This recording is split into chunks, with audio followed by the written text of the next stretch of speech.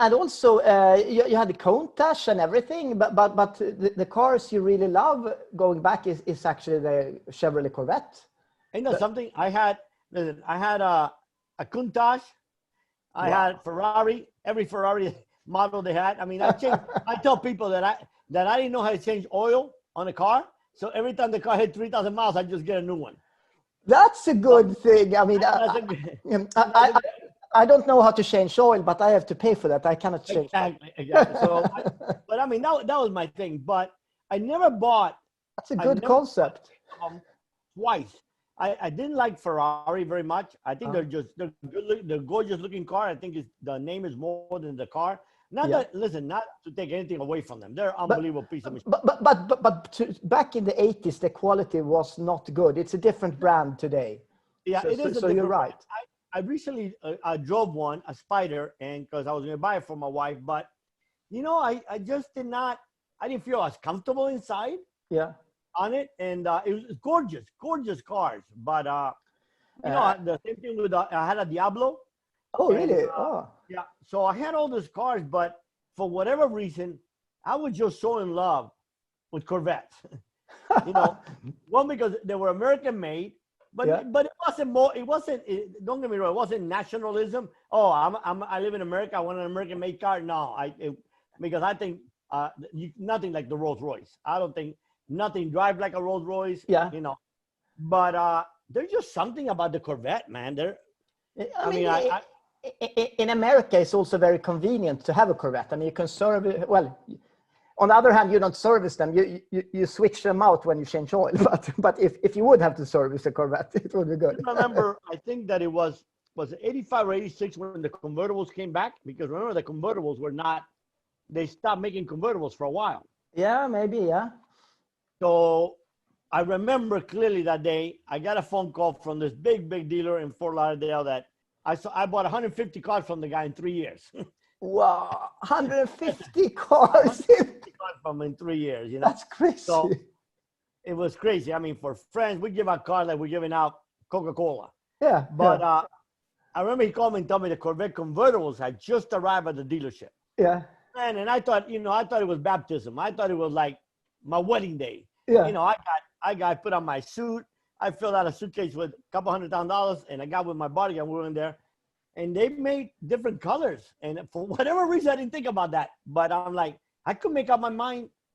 I fell in love with the black with red interior. Yeah. I fell in love with a white with candy apple interior and a red top.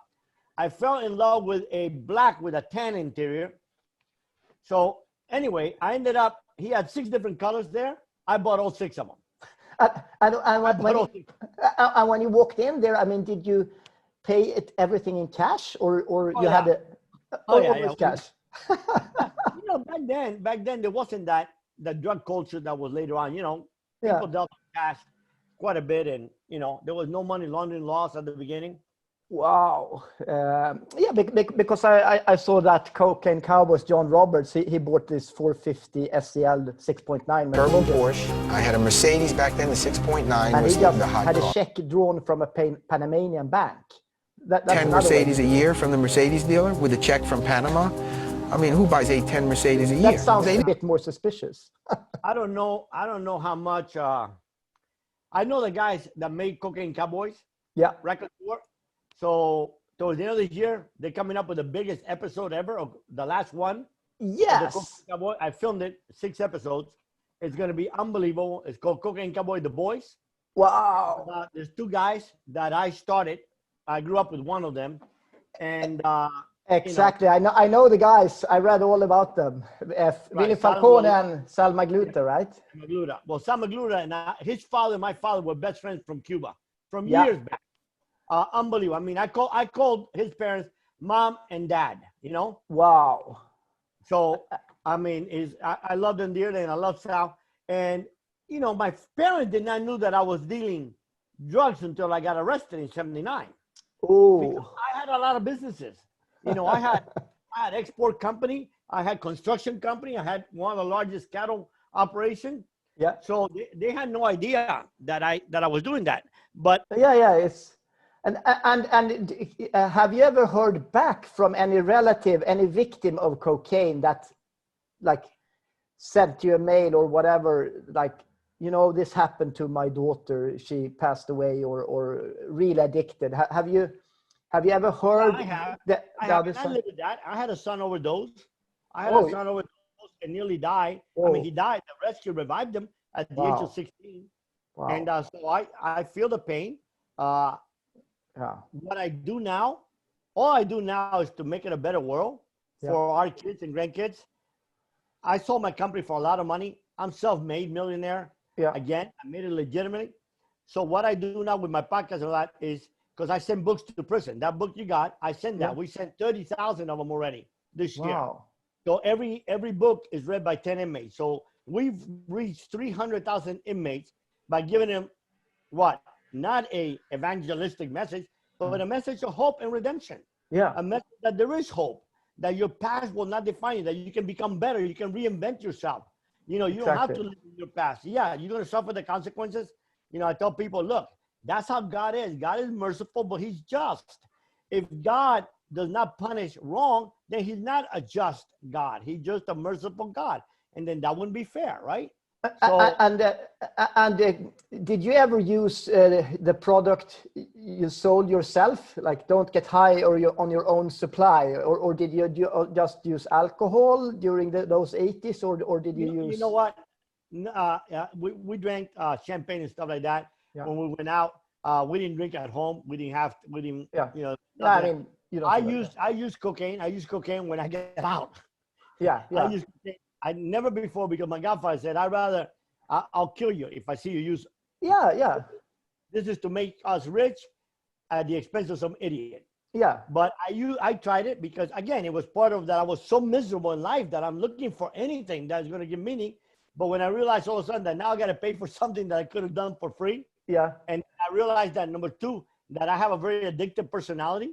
Exactly. I don't know how to do anything half-assed. I either do it to the nth degree or not. Yeah. Then I stopped. I stopped, and I used it for a very short period of time, maybe 6 months, on and off. That was between your two prison sentences, I guess. I mean, yeah. Have your priorities straight. Well, you don't need 2 houses, 2 cars. You don't need all that stuff. No.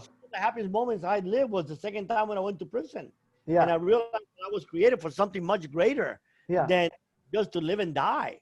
And Yeah. my life had meaning, and I didn't have nothing. And listen, unless you go from the life I lived to zero, Yeah. you have no idea what that is. Yeah. You know, and I'm happy, man. I'm joyful, and I get to make a difference in people's life. I get to meet you, and Yeah, you know, yeah. It's. I mean, somebody said it's not about the goal. You shouldn't look at that Bell Jet Ranger or private jet. You should look at the process on the way to the goal. That you should have fun along the goal. It's kind of, yeah. Well, and money means nothing. Money has no value except the one you give it. Exactly. So I coach some high net worth people. Yeah. I only coach 6. I have 3 clients now, and these are very, very wealthy people. Yeah. They have problems just like you and I. Yeah. In a larger scale. Yeah. So when I tell people, what does more money do? Buy you more stuff. That's Yeah. all it does. It And doesn't buy you a better family. It doesn't buy you better relationships. No. It doesn't buy you respect. Doesn't buy you meaning. Doesn't buy you love. And somebody said the more stuff you have, the more problems also. I mean, I did an event in New York, and it was billionaires. Yeah. And I'm like, at the end, I ended up by this, saying, how much F zeros do you all need? Yeah.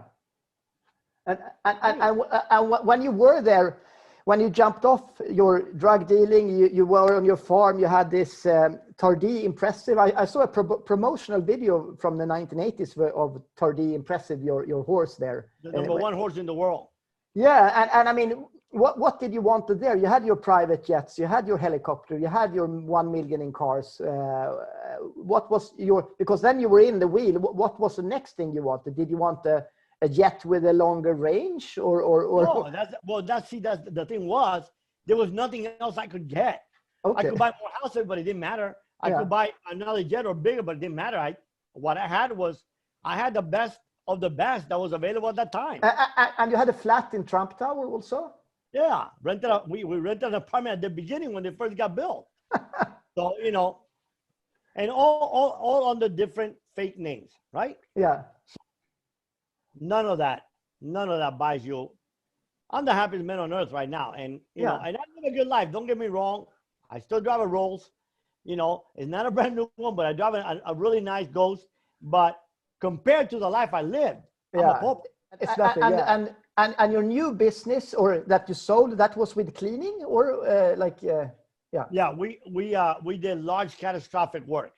So we did jobs in Grand Cayman, all over the United States. A large fire or a hurricane damage, like in Louisiana, we had the state of Louisiana was our customer. We did, I don't know, 300 buildings during the hurricane. Wow. So we did a very, very luxurious hotel in Grand Cayman. We were part of the cleanup of the Pentagon after the 9/11 attack. Oh, wow. So,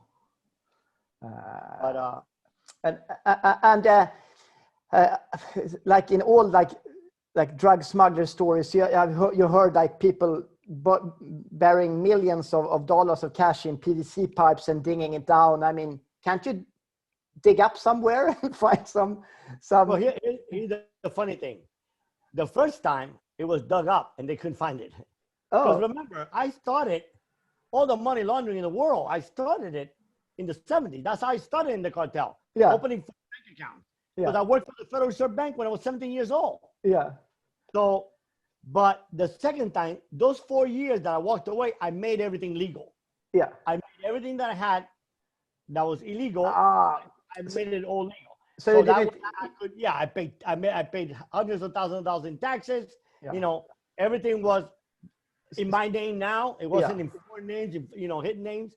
So that's why it was easy for them to get it. Yeah. Oh, yeah. They had all records, and you didn't have to dig down anything. Exactly. Right. So do you remember like what your garage was at the exact date you jumped into prison the second time? The cars in the garage back then, because I had one of the Gambalas. Yeah. I think it was maybe the black one. Yeah. I had 2 customized trucks. Yeah. With DVD players and everything, all custom made. Yeah. To go to the horse shows, and I had a super fancy Suburban, cost me $150,000. That it was all custom, all like $150,000 in the 90s. That's crazy.